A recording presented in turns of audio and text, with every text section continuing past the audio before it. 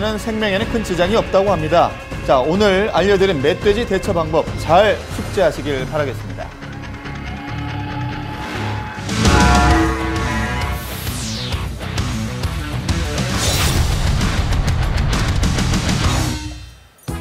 네, 도로교통공단에 따르면 가을철 교통사고 발생 건수가 1년 중 가장 높다고 합니다.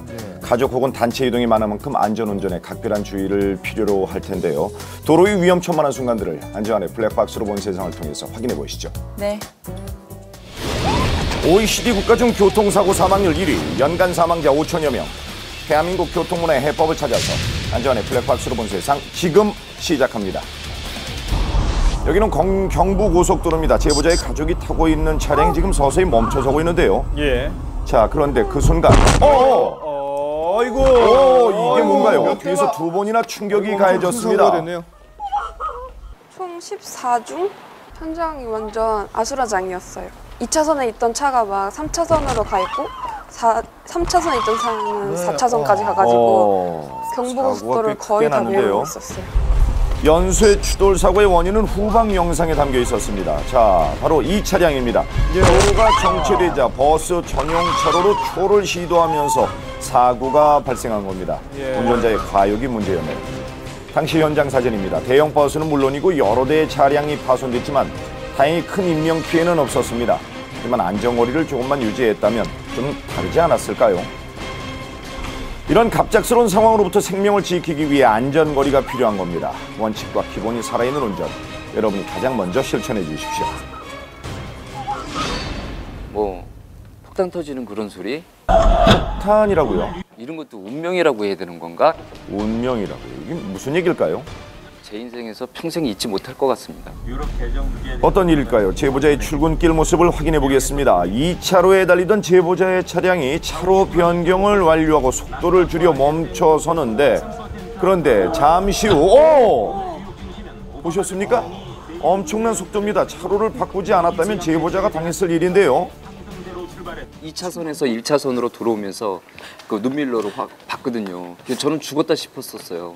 그래서 브레이크도 꽉 밟고 있는 상태였었고요. 놀란 제보자는 마음을 가다듬고 사고 수습을 도왔다고 합니다. 현장 상황은 어땠나요? 총 5대가 부서졌어요. 카니발이 슬라이딩 도어로 돼 있는데 그 문이 안 열려서요. 앞으로 보조석 문으로 꺼냈거든요. 차선 하나 변경한 거로 인해서 제가 그 사고에서 빠질 수 있었다는 게. 자, 원인이 뭘까요? 견인 차량이 앞선 사고 장소에 빨리 도착하려고 경쟁을 한 겁니다. 이 수습하기 전에 도리어 교통 질서를 무너뜨려서 해야 되겠습니까? 안전운전, 견인차라고 예외는 아닙니다. 이번 제보자는 15톤 화물차 운전자입니다. 한밤중인데요. 제보자가 교차로에 지금 들어서는데 갑자기 나타난 승용차와 부딪히고 말았습니다. 발견 즉시 브레이크를 밟았지만 역부족이었는데요. 저도 약간 정신이 잃은 상태고, 저는 차가 대형차고 저쪽은 상대차가 승용차다 보니까 다치는 순간에 상대 차량은 숨기트 나간 거고. 운전자가 많이 다치지 않았어야 할 텐데요. 대체 그런데 왜 이런 일이 벌어진 걸까요?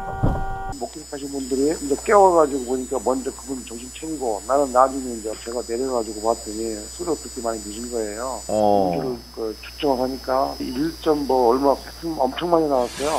네, 음주운전은 절대 용납될 수 없죠. 자, 그런데 신호를 한번 볼까요? 황색 신호네요. 차량이 멈춰야겠죠. 무리하게 진입하면 사고가 나기 쉽습니다. 확실한 주행 신호가 운전자의 안전을 뒷받침한다는 사실 절대 잊지 마십시오.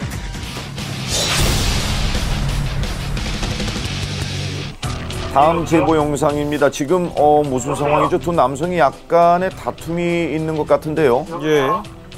몸싸움할 때는 그냥 아무 생각도 안 들었어요. 그때는 무슨 생각이라는 게 없어. 일단 이 사람 잡고 있어야겠다는 생각밖에 안 들어서. 도대체 뭐가 이런 상황을 불러온 건지 제보된 블랙박스 영상을 한번 되돌려 보겠습니다. 자, 저 멀리 황색 전멸 신호를 보고 제보자가 서행을 합니다. 이때 살짝 충돌이 있었네요. 그런데 차량이 그대로 달아나 버립니다. 이 사고가 났으면 서야죠. 경적을 울려봐도 소용이 없네요.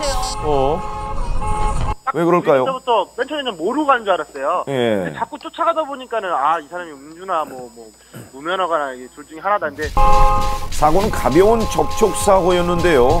자, 급기야 보행자를 칠 뻔하기도 했습니다. 사람 칠 뻔했죠. 계속 크락션은 계속 울렸어요. 사람들 보라고 피하라고 계속 크락션 소리가 들리니까 피하긴 피하더라고요. 사고 차량은 골목길로 들어섭니다. 아, 정말 아슬아슬한데요. 골목을 빠져나와 다시 큰 도로에 진입한 차량은 계속해서 속도를 내 달립니다. 지금 제보자의 차량이 따라잡자 포기하는 듯 하다가도 또다시 재빨리 가속을 해서 도망가 버리는데요. 직진하고 있어요. 장난 아니에요 지금. 심지어 신호 위반까지 서슴지 않고 달리고 있습니다. 경찰이 신고를 하고 위치를 계속 알려주면서 제보자는 끝까지 사고 차량을 따라가는데요. 정말 끈질기게 도망가네요. 좀 위험한 순간인데요. 한밤중에 무려 10km 이상 달아나던 차량은 결국 막다른 길을 만나서야 멈춰섰습니다. 한참을 운전자는 왜 이렇게까지 했던 걸까요? 제가 문 연 순간 내가 문 딱 열고 바로 냄새를 맡았더니 술 냄새 확 나더라고요. 아이고, 저런 음주였군요. 너무 감당이 안 되는 거예요, 힘으로. 네, 취술 먹고 운전대를 잡지 말았어야죠. 만취 상태였던 운전자는 계속 저항을 합니다. 제보자는 경찰이 올 때까지 남자를 제압한 후 붙들어 뒀는데요. 이거 참 웃어야 할지 울어야 할지. 이런 일은 없어야 할 텐데요. 어떻게 됐나요? 하더라고요, 앞서면서. 그 사람이 저를 고소했어요, 폭행죄로. 저도 이제 고소하고 그 사람이 이제 폭행에다가 뺑소니 그리고 음주 다 걸렸어요. 음주 운전을 하면 작은 일도 큰 일이 됩니다. 운전자 스스로 떳떳하지 못하기 때문인데요. 다만 뺑소니를 당했을 땐 무리한 추격보다는 경찰 신고 기다리는 게 현명하겠죠. 위험합니다.